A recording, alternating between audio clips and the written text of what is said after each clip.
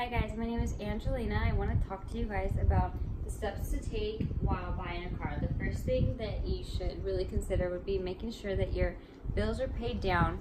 With your bills being paid down, that really helps when they run your credit score for your down payment. Obviously, the more you put down, the less of a payment you'd have monthly.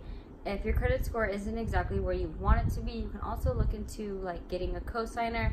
With having a cosigner, you can that's really just to help you get the payment that you want, and you have to make sure that you trust this person as well as this person trusting you to make those payments on time. And then when it comes to actually getting the car, you should maybe look into if this is a commuter car or a luxury car. When you decide that, do you want it fully loaded or would you like it standard? You should also think about, how far are you driving this? Is this just a at-home car or going to work? And if this is going to be a new car, used car, leased car, or certified owned, you should really look into those things, just because if you do buy a new car, you're the only one that's really driving it. No one else has driven it or owned it, so whatever you do to it is basically what it is. While having a used car though, you should have to go through Kelley Blue Book to make sure you're getting the right price, Carfax to make sure that there's no damage that they're not telling you. You know, just by having a used car, it's more,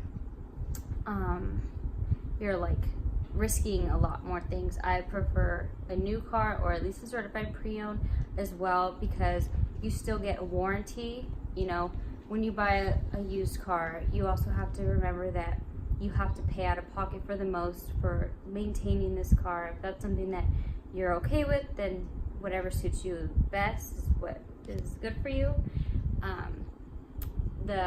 Another thing I would think about is that what you can afford for years on it. This loan for a car could be up to 4 to 6 years, 7 at most. So you really have to think about, is this going to be something that you can do for that long of time? And then when you finally do all your research and you know the type of car you want, you know what you want in it, you should go test drive it. And once you test drive it, you really get that feel. This is what you want, this is what you don't want. Once you get to that salesman, you tell him what you want and you go over it.